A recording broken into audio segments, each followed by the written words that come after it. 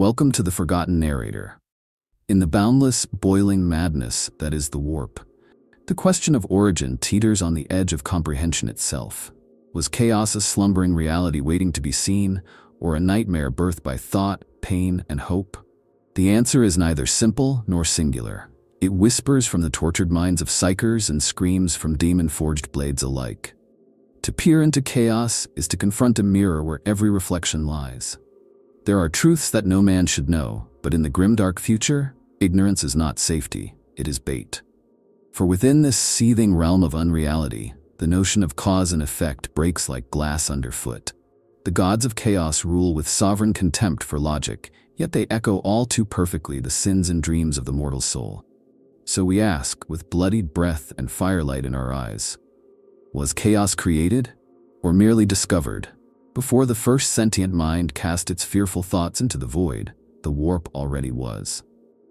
A churning sea of raw potential, formless and without intent, it lay beneath the skin of the universe, like blood beneath flesh, hidden, vital, and terrible.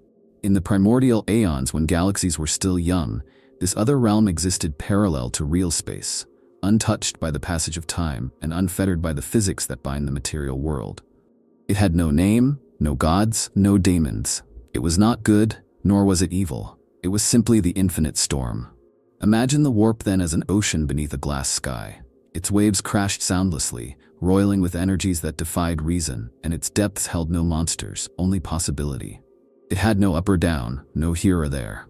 Where the materium was a place of stars, gravity, and linear causality, the immaterium was its mirror opposite, chaos in its purest undistilled form. Yet even in its primal state, it bore a kind of twisted logic, an embryonic echo of what it would become once consciousness touched it. To call this realm discovered presumes it was always there, waiting in silence. And in many ways, that notion is not wrong. The warp predates history as the galaxy knows it. Even the ancient old ones, who wielded its energies with godlike ease, were not its creators. They were merely its first true students. This lends weight to the idea that chaos, at least in its most rudimentary primal expression, was a natural part of the universe's architecture. Not a construct, but a component, a necessary contrast to physical existence. But the warp was not yet chaos. That distinction is critical. Without mortal perception, without thought, fear, ambition, or hatred, it was potential without purpose. No corn screamed for blood, no Tzeentch whispered secrets, no Nurgle cackled amidst plagues. The realm was emotionless, like a flame without heat, like a scream before a mouth is formed. It lacked will, it lacked form, and most hauntingly, it lacked hunger. Still, it stirred. In some corners of ancient lore there are whispers, unverified, apocryphal, that the warp chose to reflect sentient thought the moment such thought arose in real space. That it did not merely echo emotions but reached out to devour and magnify them.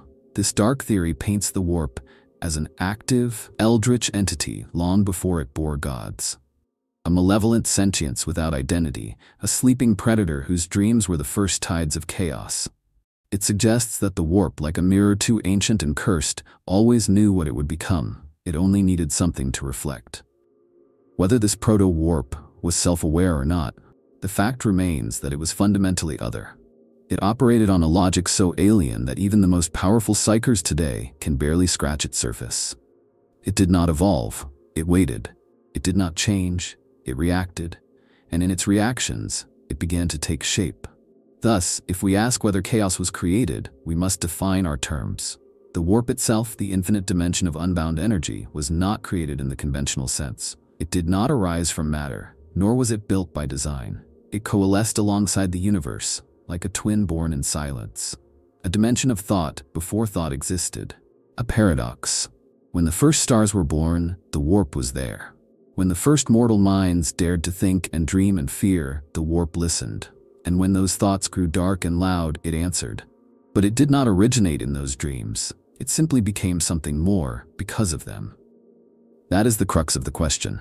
Chaos, the gods, the demons, the endless war, that was not present in the beginning, but the seedbed of it was. Chaos as we know it is the warp's reaction to sentience, a reflection, yes, but one made in cracked glass. In this way, perhaps the warp was always chaos in potential, and the rise of gods was merely the realization of what it had always been. So was chaos created or discovered? The warp was discovered. Chaos was awakened. The moment the first flickers of sentience danced in the dark corners of the cosmos, the warp stirred with new intention. Where once it had been a silent sea of infinite potential, now it became a canvas upon which thoughts, fears, desires, and dreams were smeared in screaming color. Sentient life, particularly psychic life, did not merely observe the warp, it touched it, warped it, and in doing so gave it shape. It was not creation in the divine sense. It was resonance, reflection, echo, an ancient mirror beginning to shimmer with image and hunger. The earliest life forms that developed self-awareness also birthed the first true ripples across the warp. Their instincts and primitive thoughts, though faint, began layering onto the warp like a soft dusting of ash upon an altar. The more advanced these beings became, the stronger the psychic imprint. A species with 1,000,000 years of emotional intensity behind it could alter the warp more profoundly than any technological wonder. Emotions were the true currency of this realm, and the warp did not care whether they were beautiful or monstrous. It simply amplified them. It was this accumulation of raw psychic emotion that gave rise to the earliest proto-entities. They were not gods yet, not even daemons, but shadows within shadow, swirling constructs of repeated emotional frequencies. A race of predators might have left behind a streak of wrathful energy, condensing over eons into the embryonic snarl of something we would one day call Khorne. A civilization obsessed with planning and destiny might have contributed to the swirling blueprint that would someday coalesce into the scheming form of Tzeentch. But at this stage, the warp was not yet ruled.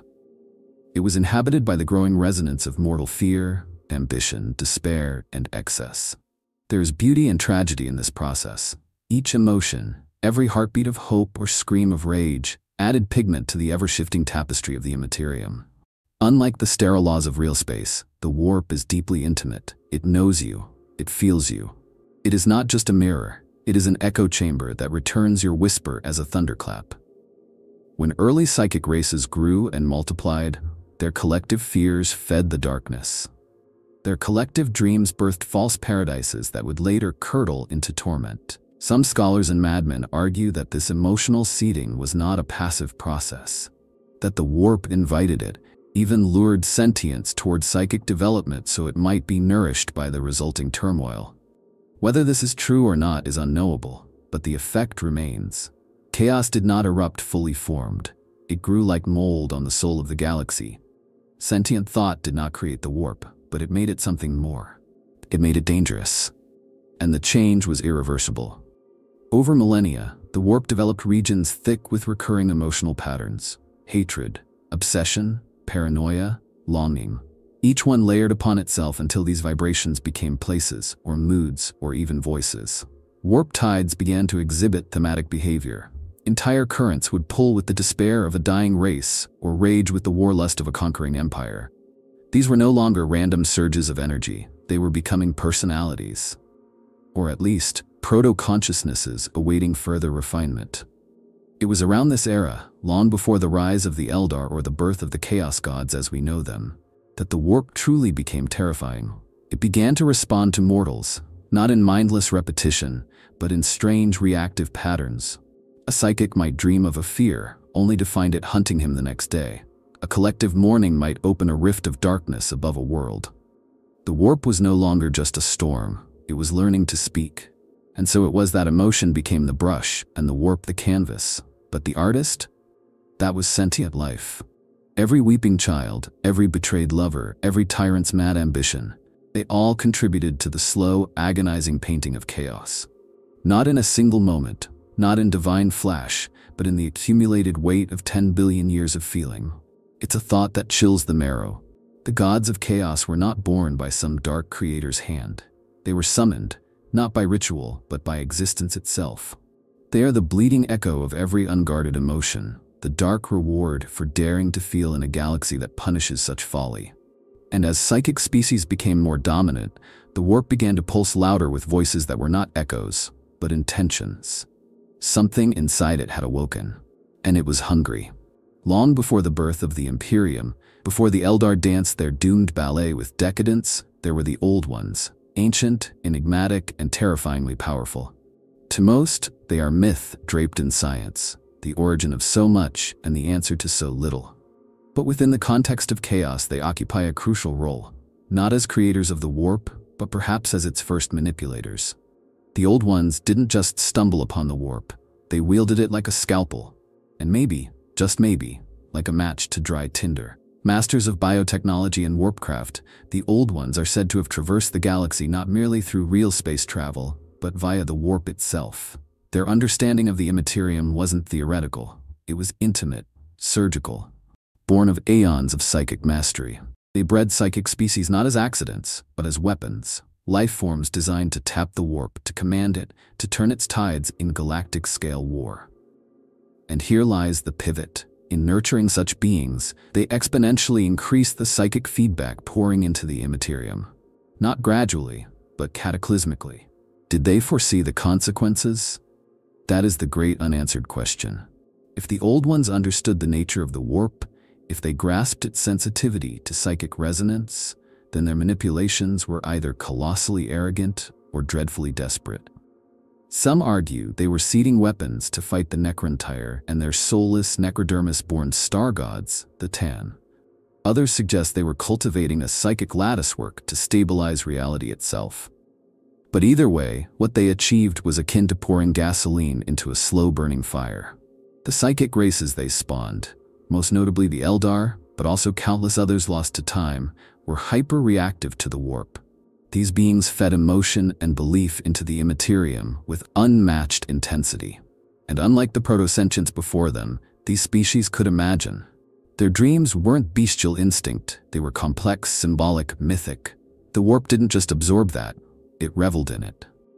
The emotional echo chamber became louder, more vivid, more unstable. And somewhere along the line, the first true demons were born.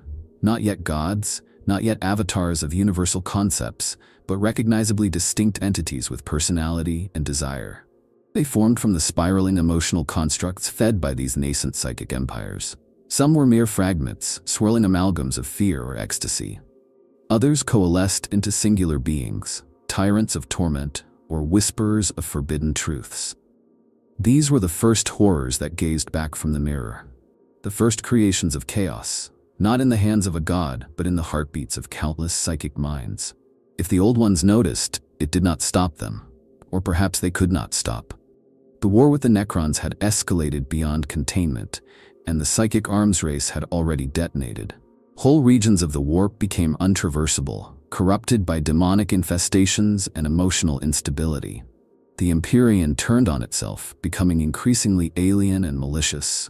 And it would not stop there.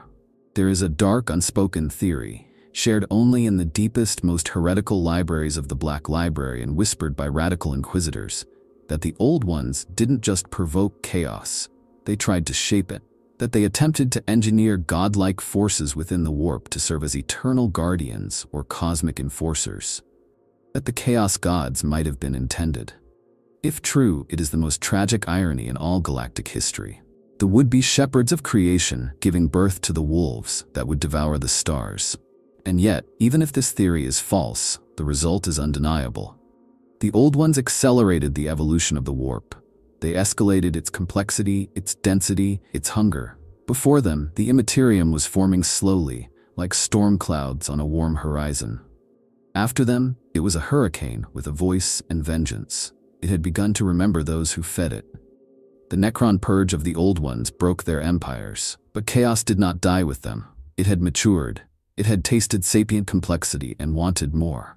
The ruins of the Old Ones' work became the feeding grounds for new terrors, as the psychic resonance of their creations, especially the Eldar, continued to swell the warp to unbearable heights. The Old Ones didn't create chaos, but they gave it its first true breath. And when they fell, the galaxy inherited the storm they had summoned. The rise of the Chaos Gods was not a cataclysmic eruption, not a moment of divine creation. It was a slow, relentless gestation, a grim accumulation of thought, emotion, and consequence. Over millions of years, the warp swelled with psychic detritus, until at last it began to give birth. The ruinous powers, Khorne, Tzeentch, Nurgle, and eventually Slaanesh, did not arrive fully formed. They evolved like predators in a bleeding jungle, each embodying a singular emotional frequency turned monstrous through eternity. Khorne, the blood god, was likely the first to coalesce. In the beginning, he was not a god, but a rising scream of violence echoing across the immaterium. Every act of brutality, every desperate struggle for survival, every war waged in hatred or honor, all of it added to the weight of Khorne's becoming. Across 1,000 dying worlds, the psychic residue of wrath and bloodshed coalesced into something too massive to ignore. Eventually that scream took form, a titan clad in brass, a force of nature given purpose. Khorne did not invent war. War invented Khorne. Then came Tzeentch, the changer of ways. Unlike Khorne, whose foundation was primal and immediate, Tzeentch arose from complexity, schemes, dreams, ambition, lies. As sentient life developed civilizations, languages, hierarchies, and secrets, their thoughts grew tangled. They plotted, they hoped, they imagined a better tomorrow. The warp fed on this chaos of intention, the paradox of order serving disorder. And in that swirl of contradictory aspiration, Tzeentch emerged. Not as a static being, but as the embodiment of change itself. Not a planner, but the need to plan. Not a magician, but the fire behind magic. Nurgle's rise was slower, more insidious. In a galaxy where suffering is eternal, despair becomes a constant. Plagues, decay, helplessness, stagnation, all fed into the corpus of a god who smiled through rot. Unlike Khorne's hot rage or Tzeentch's flickering flame, Nurgle was a creeping tide of inevitability. Where hope died, he found fertile ground. Where surrender became survival, he grew fat on acquiescence. Mortals who accepted misery rather than fight it gave strength to the god of death and rebirth. He is not simply disease. He is the coping with disease, the paradoxical love in the midst of ruin. And then, most tragically, came Slaanesh. Of all the gods, Slaanesh's birth was the most spectacular and the most devastating. For while the others rose slowly, Slaanesh was born in a single, apocalyptic instant, the fall of the Eldar. Their excesses had saturated the warp for millennia, feeding and shaping a perfect storm of desire and obsession. And then in one breathless moment, that storm gave birth to She Who Thirsts. The psychic detonation of that birth consumed untold souls, shredded worlds, and left a permanent scar in real space, the Eye of Terror. In Slaanesh, we see chaos not as a slow awakening, but as orgasmic eruption, a god made in a single act of perfect damnation. What unites all four ruinous powers is this: none of them were designed.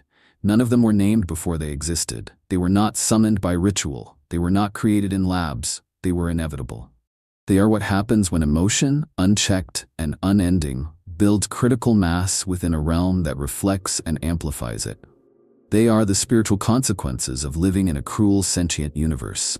They are not only gods, they are prisons. Each god formed around a core of belief and emotion, becoming a singularity of psychic gravity. And from those singularities radiated realms, demons, principles. Khorne demands violence because he is violence. Tzeentch schemes because he is the very concept of change.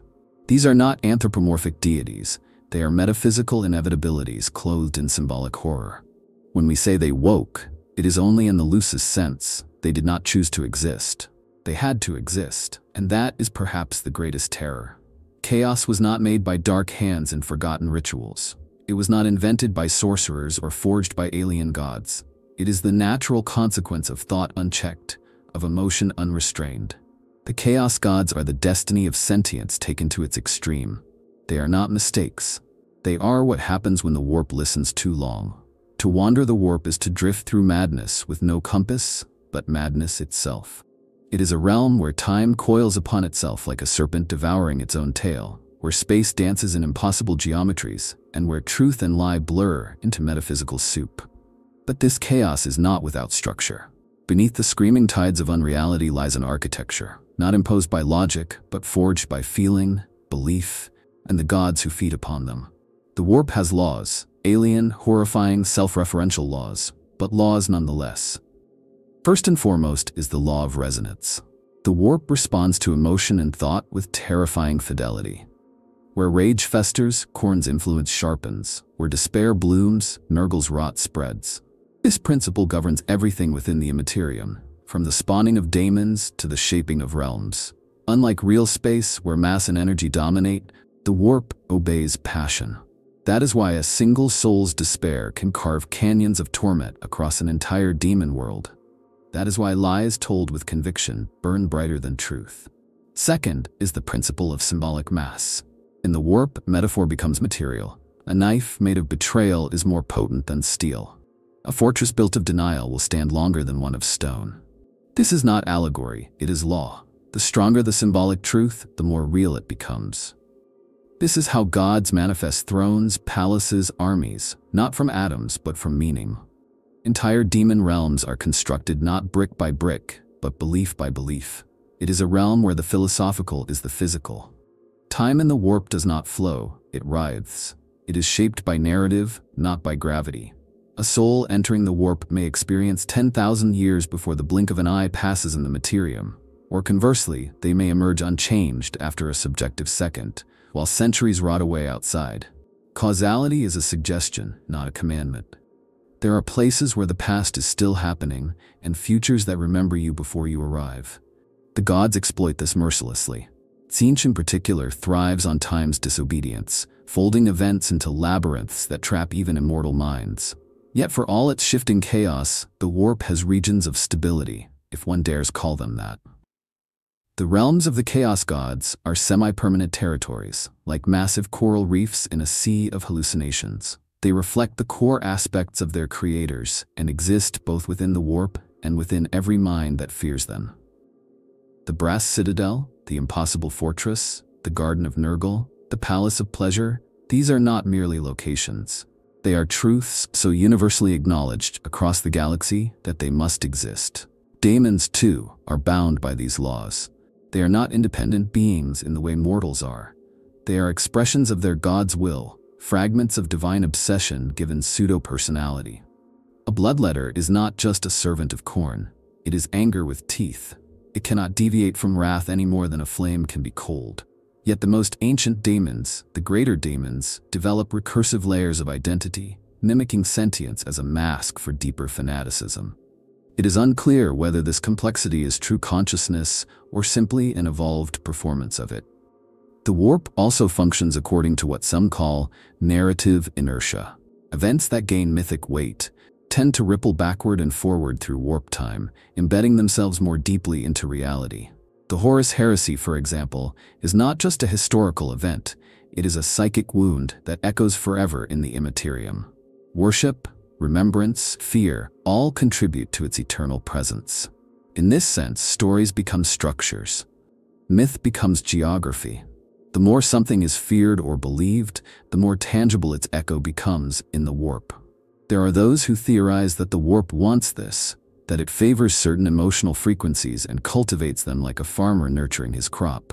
Some claim the gods themselves are not the apex of warp evolution, but merely conduits through which the warp itself achieves agency. That the great game is not a contest between four rivals, but a perpetual ritual by which the warp strengthens its own grip on reality. Whether true or not, the laws of the warp ensure that once something begins to take shape, it can become near eternal. The warp may be ever-changing, but once a god or domain gains enough psychic inertia, it solidifies, not into matter, but into inevitability. Chaos becomes self-sustaining.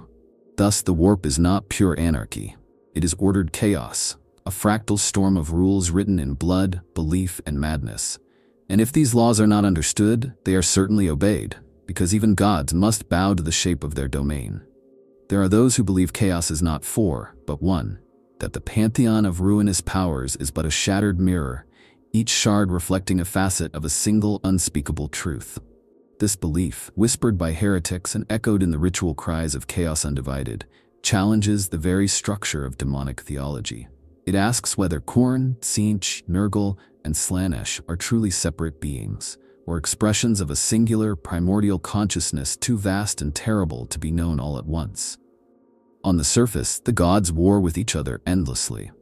Khorne despises Tzeentch's schemes, Tzeentch mocks Nurgle's stagnation, Nurgle abhors Slaanesh's indulgence, and Slaanesh finds Khorne's fury artless. They battle in the great game, each seeking to outmaneuver, overtake, and overwrite the others. Their daemons clash, their champions duel, and their ideologies seem fundamentally incompatible. And yet, There's an eerie symmetry to their conflict, as if each needs the others to define itself.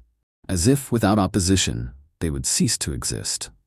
Chaos Undivided is more than a compromise. It is a recognition, perhaps unconscious, perhaps cultic, that all four gods are limbs of the same beast, that they form a psychic ecosystem, feeding off each other's excesses and limitations.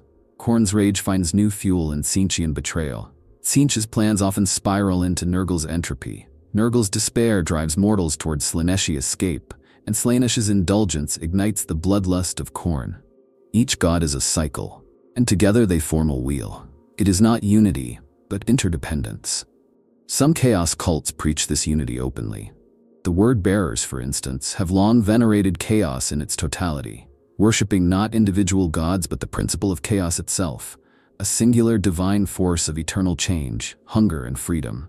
They see the pantheon not as rivals, but as masks worn by the same cosmic actor. And in their darkest rites they seek not favor from one god, but communion with the totality, a communion that often results in insanity, mutation, or apotheosis. Philosophically, this notion of unity presents a terrifying model: chaos as a single mind too vast to perceive itself, splintered across four avatars to interface with reality. Like a multidimensional being, lowering tendrils into three-dimensional space, each god represents a way chaos touches the mortal soul. Rage, hope, despair, desire. These are not choices, they are necessities. Together, they map the total terrain of sentient emotion. The full experience of chaos is overwhelming. Only by fracturing into personas can it be comprehended. There is also the eerie phenomenon of warp convergence, moments when demonic manifestations blur boundaries. Daemons of Khorne, screaming with the ecstasy of Slaanesh, plague-bearers muttering schemes, changelings reveling in battle. These are rare, unstable expressions, but they hint at deeper connections beneath the surface, as if the gods are not entirely separate, but merely conditioned by the dominant psychic frequencies they currently feed upon. The Eye of Terror itself may serve as a metaphor for this unity.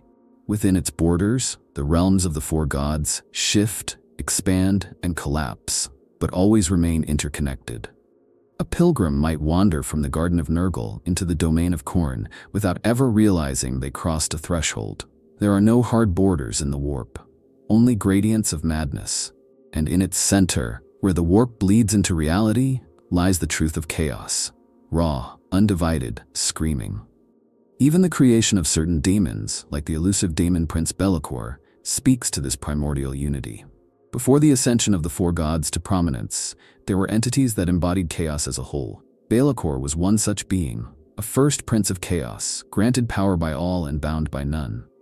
His existence is a relic of a time when chaos may have been more unified, or perhaps simply more honest about its wholeness. Theologically, the implications are devastating. If the gods are one, then devotion to a single face is blindness. Worship becomes vanity, and all gods are liars, masking their unity in the illusion of rivalry. But in that unity lies the deepest heresy and the greatest power. Chaos Undivided promises not balance, but wholeness. Not peace, but total immersion in the infinite nature of the warp. It is the scream behind all whispers, the flame beneath all shadows. Not four, but one. There are whispers, faint, treacherous, heretical, that Tzeentch was not merely born alongside the other chaos gods, but that he came first. That he shaped the others, or even seeded their creation from his own unfathomable need to impose change on all things, including chaos itself. This theory is rarely spoken aloud, even among the most depraved cults.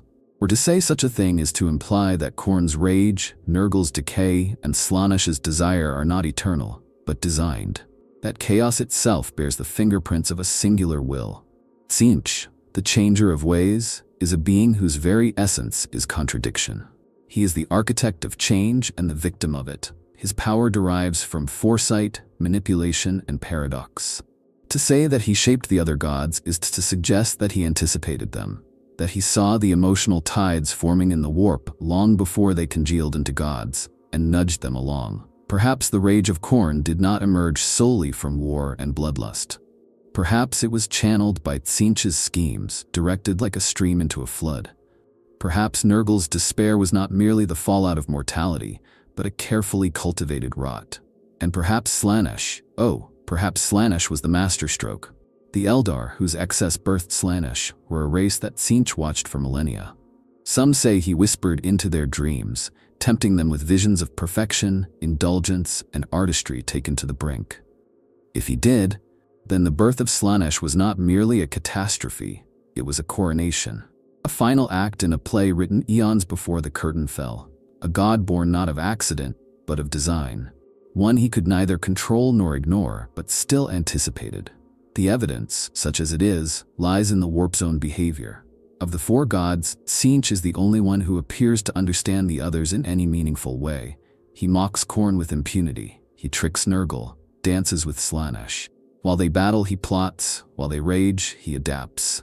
It is as if their roles were laid out not as equals, but as predictable actors on a stage that Tzeentch constructed. His domain, the impossible fortress, is filled with echoes of other realms, hints, shadows, mockeries. It is said that he keeps maps not just of reality, but of other gods' minds. And yet, for all his brilliance, Tzeentch cannot escape the structures he may have created. If he did shape the others, he did so not out of control, but out of necessity. For Tzeentch is paradox incarnate. He craves change, yet fears completion. He manipulates everything, yet is bound by his own compulsions. Perhaps he created the gods not to rule them, but to ensure his own transformation, over and over again. Perhaps each god was a rejection of what he could not become. Khorne, the rejection of control. Nurgle, the rejection of fear. Slaanesh, the rejection of restraint. If true, this theory reframes the great game entirely. No longer is it a competition among equals, but a recursive play of identity. Tzeentch is not merely one god among four, he is the author struggling with his own narrative, split across archetypes to escape the crushing inertia of self-awareness. Each rival god a failed self, a necessary enemy to keep the wheel turning. And what of chaos undivided? Could it be Tzeentch's ultimate design, a reunification of the shattered aspects of his own psyche? A forced evolution through conflict? If so, it is a plan so vast, so old, and so terrifyingly patient that it defies comprehension. A plan that requires the universe to burn, just so he can rewrite his own soul. But here lies the ultimate irony. If Tzeentch did create the other gods, he created his own enemies.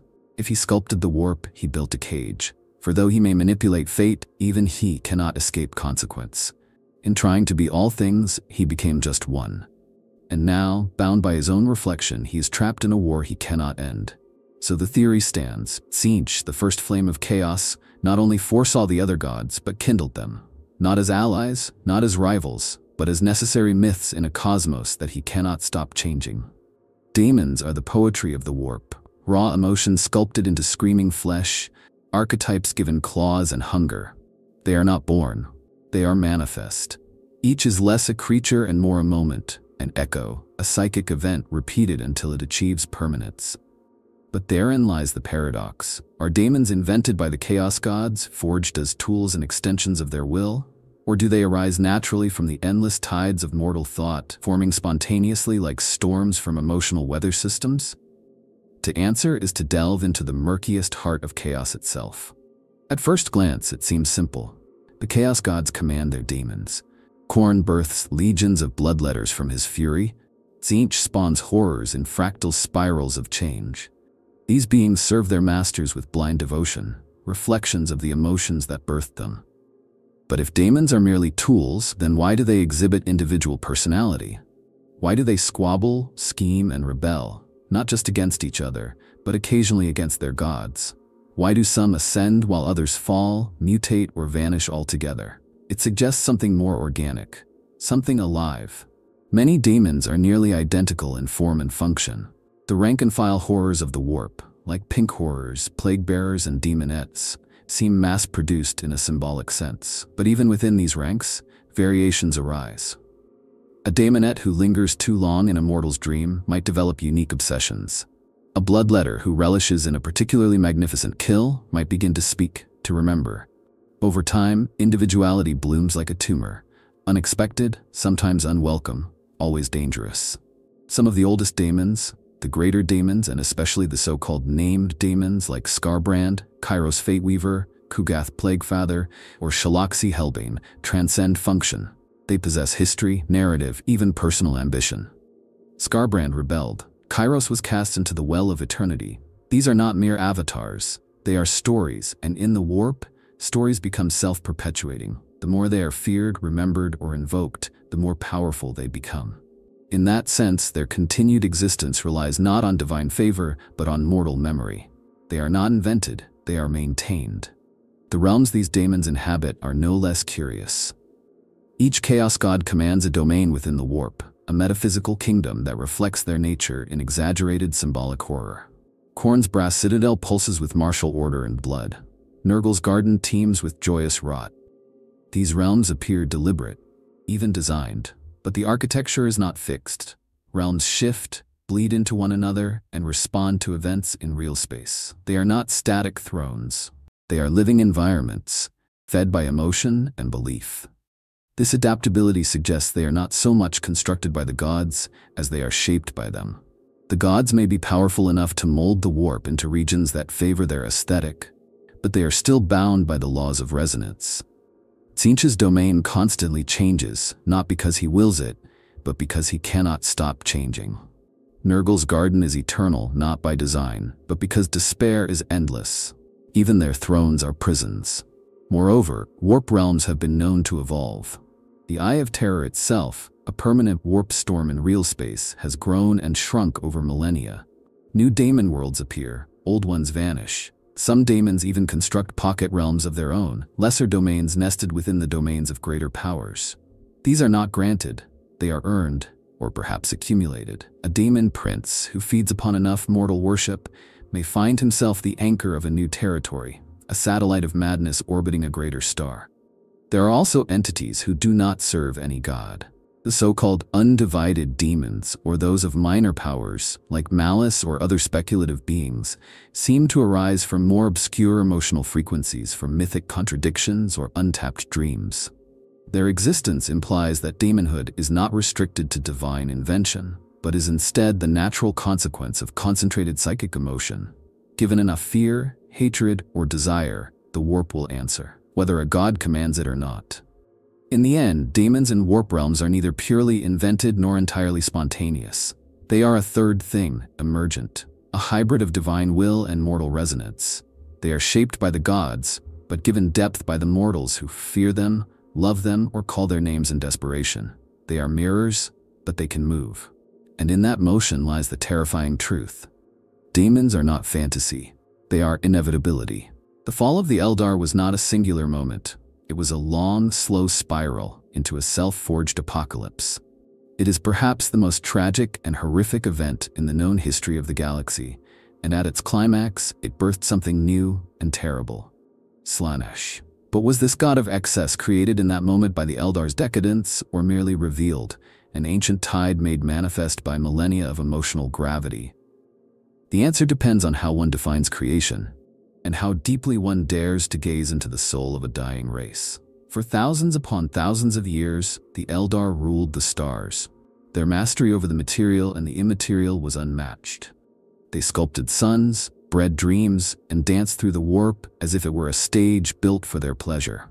Their empire spanned the galaxy, not in conquest, but in luxuriant dominion.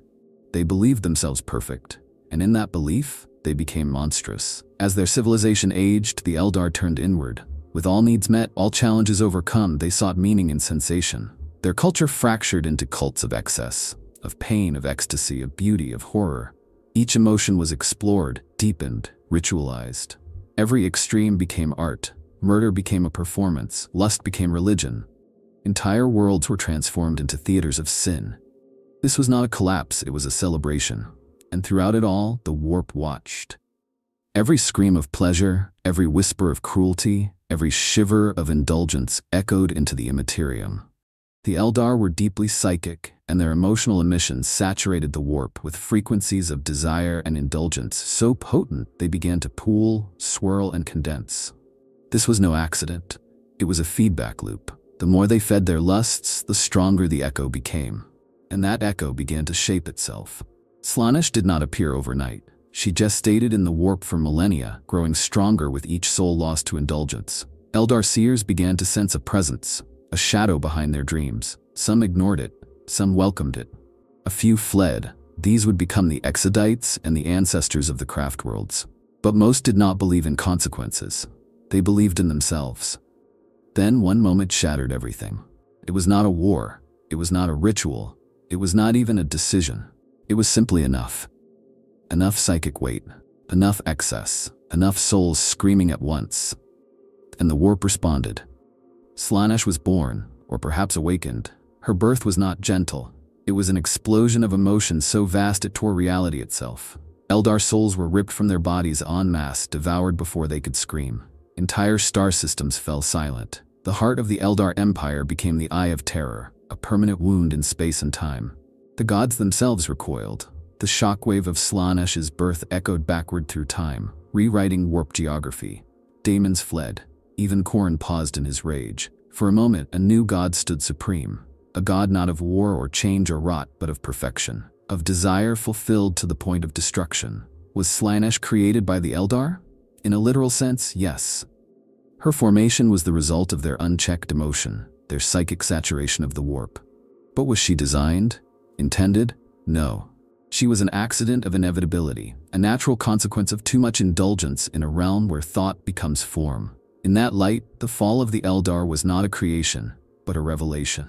It revealed the truth of the warp, that it will always echo, always magnify, always answer. That no empire, no matter how advanced, can escape the weight of its own dreams. The Eldar did not forge a god. They uncovered the truth of one that had always been growing behind their decadence. And the horror did not end with the fall. Slaanesh continues to feed, especially upon the souls of the Eldar. She is their nemesis, their mirror, their final legacy. Every moment of Eldar culture now orbits around avoiding her touch. Through the discipline of the craft worlds, the violence of the Dark Eldar, or the mysticism of the Harlequins. They live in the ruins of their own passion, chased eternally by the thing they gave birth to. Not in a single moment, but over 1,000,000 years of dreaming too deeply. So is chaos created in the fall? Or did the fall merely expose the laws that always governed the warp? Slaanesh was not summoned. She was born when the stars could no longer bear the weight of Eldar desire. Humanity's relationship with chaos is intimate, tragic, and terrifying. Unlike the Eldar, who birthed Slaanesh in a cataclysm of decadence, humanity's influence upon the warp has been steady, cumulative, and catastrophic in its own right. The question is not whether humans created chaos, they did not, but whether they have become its most potent fuel. Whether their every act, every fear, every ambition adds layers to the immaterium that rival even the most ancient psychic races. And whether, in some haunting sense, they are co-authors of the horror that now defines the galaxy. From the moment humanity took its first psychic breaths, it began to feed the warp. In the early days of Terra's history, when shamans walked the earth and manipulated primordial energies, their deaths to preserve the birth of the Emperor were already resonating within the immaterium. That singular act, uniting thousands of powerful psychers into a psychic being, may have been humanity's first major footprint in warp history. Not because it shaped a god, but because it suggested what humans could do with belief and fear as their weapons. As the age of strife approached, humanity's burgeoning psychic potential became a curse. Warp storms tore through the galaxy. Astropaths and navigators, once tools of interstellar connection, became gateways for possession and horror. Whole worlds fell to madness. The warp, choked with human terror, responded with new ferocity. But even in these desperate days, humans did not see chaos. They felt its effects, demonic incursions, reality-warping phenomena, but they did not name the gods. In that ignorance, they fed them more purely. Then came the Emperor, and with him, a false clarity. The Great Crusade pushed back the darkness, but not without consequence. In denying the warp's divinity, in suppressing knowledge of the gods, the Emperor made a crucial mistake. He treated chaos as an external threat, not a reflection. His sons, the Primarchs, were engineered with aspects of perfection, but also burdened with emotional extremes. Their psychic and emotional power, unchecked and unacknowledged, bled into the warp at unimaginable levels. When Horus fell, it was not the act of a traitor alone. It was the result of centuries of silent resonance, of unspoken doubts, suppressed ambitions, and betrayed ideals, all echoing into the immaterium until the warp answered. The Horus heresy did not just fracture the Imperium. It baptized humanity in the fires of chaos. The gods had been watching, feeding, shaping. Khorne on the bloodshed, Tzeentch on the betrayals, Nurgle on the despair, and Slaanesh on the corrupt ecstasies of ambition fulfilled. The war was not just in real space, it was a spiritual detonation. After that, humanity could no longer pretend it did not know chaos, and chaos would never again ignore humanity. Since that day, humans have become the lifeblood of chaos. The sheer scale of the Imperium, trillions of souls, billions of worlds, unending war, ceaseless fear, makes humanity the most fertile crop in the warp's garden. Every Imperial Guard charge, every heretical cult, every tortured astropath adds another layer to the growing storm. And yet, humanity persists in the illusion of control. The ecclesiarchy condemns chaos as external. The Inquisition hunts its servants like vermin. But in truth, chaos is not invading humanity, it is emanating from it. Even those who fight chaos feed it. The Adeptus Astartes, paragons of discipline and loyalty, are walking icons of war. Their oaths and hatred resonate with Khorne, their secret knowledge with Tzeentch, their pain with Nurgle, their pride with Slaanesh. The more humanity resists, the more it contributes. Chaos is not strengthened by alliance alone, it is nourished by obsession, belief, and fear. And humans believe in chaos more devoutly than any other species. Even in denial, they see it, fear it, and fight it with a fervor that borders on worship. This is the grim reality. Humanity did not create chaos, but they have made it in their image. No longer just the domain of alien emotion or ancient gods, the warp now pulses with distinctly human fears. Love twisted into madness, hope shattered into despair, order turned into tyranny. In some ways, humanity has become the defining voice in the choir of screams that is the warp. So are they creators? No. But they are the most potent co-authors, the most relentless narrators, and the most tragic characters in a story that cannot end because they keep writing it with every breath. Beyond the infamous pantheon of Khorne, Tzeentch, Nurgle, and Slaanesh, the warp teems with entities stranger, older, or perhaps just more elusive. Some of these beings defy categorization, others hint at forgotten truths, and all of them challenge the notion that the Chaos Gods represent the full spectrum of warp divinity. These lesser-known entities suggest that the warp is not a closed system of fourfold symmetry, but an evolving, breathing ecosystem of consciousness and madness. Perhaps the most notorious among these outsiders is Malice, sometimes called Malal. Once whispered of in ancient lore, Malice is said to be the god of anarchy, rebellion, and the eternal struggle against other chaos gods. A paradox given form, Malice embodies the self-cannibalizing nature of chaos. His followers, few and mad, wage war not against the Imperium or mortals, but against chaos itself. To worship Malice is to reject hierarchy entirely, even divine hierarchy. He is a god of chaos who seeks the destruction of all other gods, including himself. Malice's domain, if it exists, is a region of the warp so hostile and contradictory that even demons struggle to survive it. His symbol is a grinning skull, devouring itself in an Ouroboros of negation. Whether Malice is real, suppressed from mainstream chaos theology, or merely a conceptual backlash against the stability of the Four remains unknown. But the persistence of his myth suggests something deeper, a force within the warp that thrives on anti-order, even within chaos itself. Then there are the enslavers. While not gods in the traditional sense, these warp-spawned horrors speak to the sheer diversity of consciousness within the immaterium. Enslavers do not crave belief, they do not seek worship, they consume, they infest. They are psychic predators, slipping through the warp to possess sentient minds, turning psychers into portals through which their kind may pour. Entire civilizations have vanished beneath their mental corruption. They are reminders that not all warp creatures are ideological. Some are just hungry. Other entities, never named, never categorized, lurk in the margins of demonology. Strange echoes that do not fit the molds of rage, change, decay, or excess. Hauntings that recur across time and space, patterns in warp behavior that suggest intelligence without identity. Some of these beings may be failed gods, partial manifestations of emotions that never achieved critical mass. Others might be fragments of larger minds, slivers of Tzeentch's ever-dividing self, or ancient pre-warp intelligences struggling to remain coherent. The existence of such entities raises uncomfortable possibilities. Perhaps the chaos gods we know are simply the loudest voices in the warp. Not the only ones. Perhaps the immaterium, like any ecosystem, supports a spectrum of beings, from gods to vermin, from titans to parasites, and perhaps new gods could still emerge, if the right emotional resonance ever builds. A galaxy consumed by jealousy, by vengeance, by hopelessness. Could such tides give rise to new pantheons? Are we living not in the age of 4 chaos gods, but in a transitional era? Indeed, some cults claim to worship new powers already. Gods of entropy unlinked to Nurgle. Gods of secrets too dark for even Tzeentch. Gods of pure void, of silence, of unmaking. Most of these are likely lies, delusions, or local psychic anomalies. But in a galaxy where belief feeds reality, enough faith in a fiction can make it real. The warp does not discriminate. It echoes.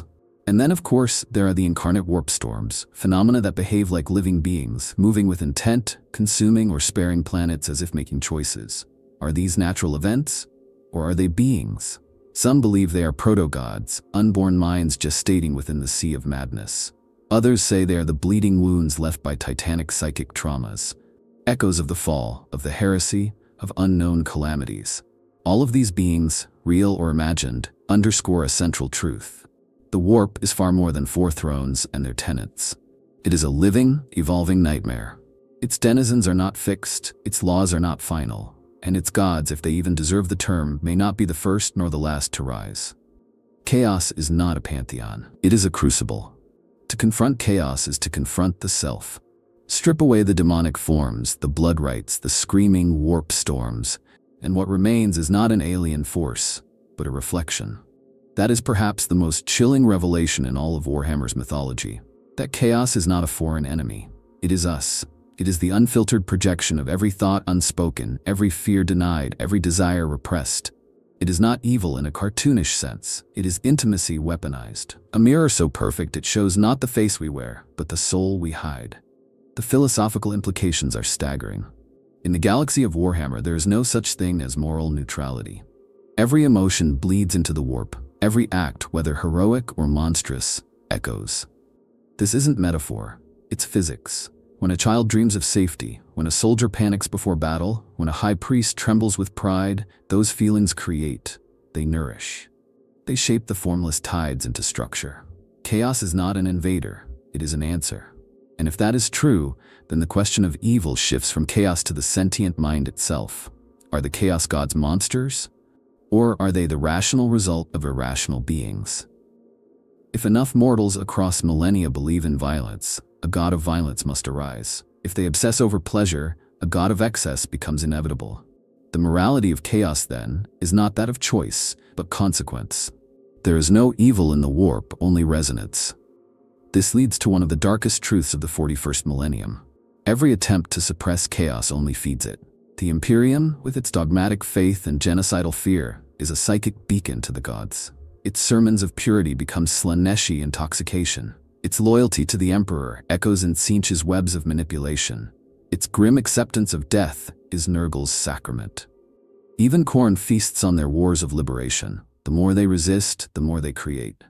Chaos thrives not on sin, but on struggle. This does not mean chaos is benign. Far from it. The warp is an echo, yes, but an amplified one. The gods are not simply mirrors, they are magnifiers. Khorne does not merely reflect rage, he makes it divine.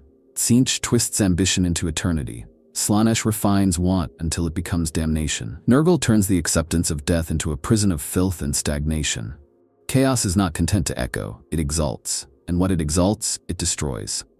Yet there is something tragic in this, because even within the monstrous, there is meaning. Nurgle's joy, however grotesque, is sincere. Tzeentch's thirst for knowledge is real. Khorne honors martial skill. Slaanesh celebrates beauty. In each there is a perversion of something once noble, a fragment of virtue left to rot and mutate. Chaos is not evil in the sense of devils and devourers, it is fallen meaning. It is belief without boundary, and therein lies the final philosophical horror. Chaos is the cost of freedom, because to be free is to feel, to dream, to rage, to despair, to hope. And in a universe where thought becomes power, that freedom ensures the warp will always burn. The only alternative is apathy, stagnation, the death of all mind and soul. which may be why the Necrons, in their cold silence, exist in relative safety. They are immune not because they are strong, but because they no longer feel. The price of escaping chaos is becoming less than sentient. There are those who believe this balance can be tamed, that mortals can walk the line between resonance and restraint, that knowledge of chaos allows for its navigation. But history shows otherwise. Every attempt at balance, every cult, every pact, every rational surrender has ended in ruin. The mirror does not forgive. Ultimately, chaos forces a moral reckoning, not with monsters, but with mirrors.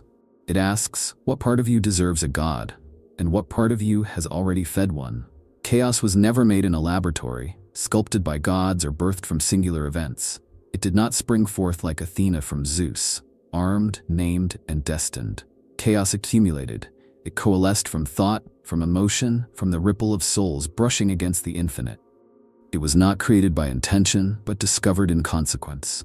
And once discovered, it became unavoidable. To say chaos was created is to imagine it as artificial, imposed, designed, constrained. But the warp defies constraint. Its gods are not inventors but products. Its daemons are not soldiers but echoes. Chaos is the galaxy's longest-running feedback loop, a consequence-turned structure, a mirror-turned world. The earliest beings, old ones, Eldar humans, did not forge chaos. They fed it, they shaped it, they named it. But it was already there. Perhaps the most terrifying realization is that chaos is neither good nor evil. It is not even neutral. It is simply responsive. And when the galaxy screams, chaos becomes scream. When it weeps, chaos becomes flood. When it dreams, chaos wakes. In this light, every act of faith, every denial of chaos, every purification rite, every inquisitorial purge is not merely a defense. It is a line of psychic code being written into the warp's shifting script. To resist chaos is to engage it. To acknowledge it is to feed it. And to love, hate, hope, or mourn in the grimdark future is to sculpt it. So was chaos created? No. Was it discovered? Yes, but not like an island or a new continent. It was discovered like guilt. Like hunger, like the moment you realize your reflection has been watching you longer than you've been watching it. Chaos is not a place. It is a story being written by every being with a soul. And that means the ending hasn't been decided. Chaos is not merely a reflection. It is an engine. It does not just echo sentient thought. It provokes it, escalates it, transforms it. In this sense, chaos is not simply the consequence of psychic resonance, but the catalyst for evolution, both spiritual and civilizational. The galaxy may fear the gods of chaos, but without them, sentient life would stagnate. And in that paradox lies one of the most unsettling truths of the 41st millennium. Chaos may be the galaxy's doom, but it is also its fire. Across the annals of history, every major shift in power, every upheaval of empire, every great awakening has been touched, if not orchestrated by the warp. Whether through demonic intervention or psychic feedback loops, chaos ensures that nothing remains still. The Imperium would collapse into bureaucratic rot without the constant terror of chaos to rally against. The Eldari would have faded into decadent oblivion were it not for the fall. Even the Necrons, cold and soulless, now return to a galaxy transformed by warp-born chaos, forced to adapt in ways they never anticipated. This pattern is not accidental. It is adaptive pressure. Chaos applies stress to every civilization, forcing it to evolve or die. Sometimes that evolution is technological, like the Dark Mechanicum, who merged warp energies with machinery in ways the Adeptus Mechanicus never dared. Sometimes it is spiritual, like the rise of the cult Imperialists, whose apocalyptic vision of the Emperor was shaped as much by the horrors of the warp as by the ideals of Terra. And sometimes it is biological, like the psyker bloom in humanity, which grows stronger each millennium, fed by warp saturation. If the warp is a crucible, then chaos is the flame. It burns away weakness, but not kindly. It does not offer ascension out of mercy. It offers it as a challenge, a trial, a temptation. To serve chaos is to be remade and remade again, endlessly. Chaos does not tolerate stasis. Even its daemons must adapt or be consumed. Those who cannot change are forgotten. Those who can become legends or nightmares. This evolutionary force is not limited to its servants. The Imperium, for all its stagnation, remains in constant motion because of chaos. It builds new weapons, invents new doctrines, trains new inquisitors, all to counter the unpredictable assaults of the warp. Each heresy is a lesson. Each daemon incursion a test. The horror is the curriculum. Humanity learns because it has no choice, and what it learns it passes on in blood and scripture. Consider the heretic Astartes, not as traitors but as experimental models. The emperor's design was monumental but rigid. The Primarchs were beings of immense power but also of fixed nature. Chaos shattered that rigidity. It forced the legions to fragment, mutate, diversify. The Night Lords became predators. The Thousand Sons became arcane scholars. The Death Guard became plague engines. These are not failures. They are divergent evolutions sculpted by warp pressure into grotesque specializations. Even mortals who do not worship the gods are touched by this adaptive storm. Rogue psychers develop unique abilities in chaotic regions. Worlds exposed to warp storms mutate socially, not just physically. Cultures arise with philosophies tailored to survive madness. Some worship silence, some outlaw language, some teach their children to dream in patterns that demons cannot enter. These are not marks of corruption, they are symptoms of evolution under constant siege. This view of chaos as a force of change aligns disturbingly with some ancient Eldar philosophies, particularly among the Harlequins. They do not see the chaos gods as aberrations, but as inevitable nodes in the psychic development of the galaxy. Each god is a step, a lesson, a warning.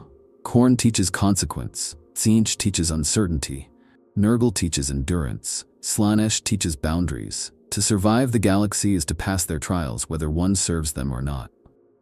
There are even rumors, denied by all orthodox factions, that the Emperor himself once believed in this principle. That his suppression of chaos was not a rejection of it, but a containment strategy. That he sought to create a version of humanity capable of surviving warp contact without collapse. That the Primarchs were test cases, the Webway a firewall, and the Great Crusade a final purge before integration. If true, then the heresy was not failure. It was a misfire in an experiment too vast to comprehend. And so we must ask, not whether chaos is right or wrong, but whether it is necessary. In a galaxy where peace leads to rot, where stability breeds arrogance, where order without purpose decays into tyranny, perhaps the role of chaos is not to destroy, but to disrupt, to provoke growth, to force meaning. This is not to glorify chaos, it is to understand it. The galaxy does not need mercy, it needs pressure. And nothing applies pressure like the warp. That is the final horror. Chaos may be the most important force in existence, not because it brings salvation, but because it ensures movement, even if that movement ends in blood. If you've enjoyed this descent into the haunted corridors of the warp, subscribe to the channel, join our crusade through the lore of Warhammer 40k, and keep feeding the machine of storytelling. The gods may be watching, but so are we.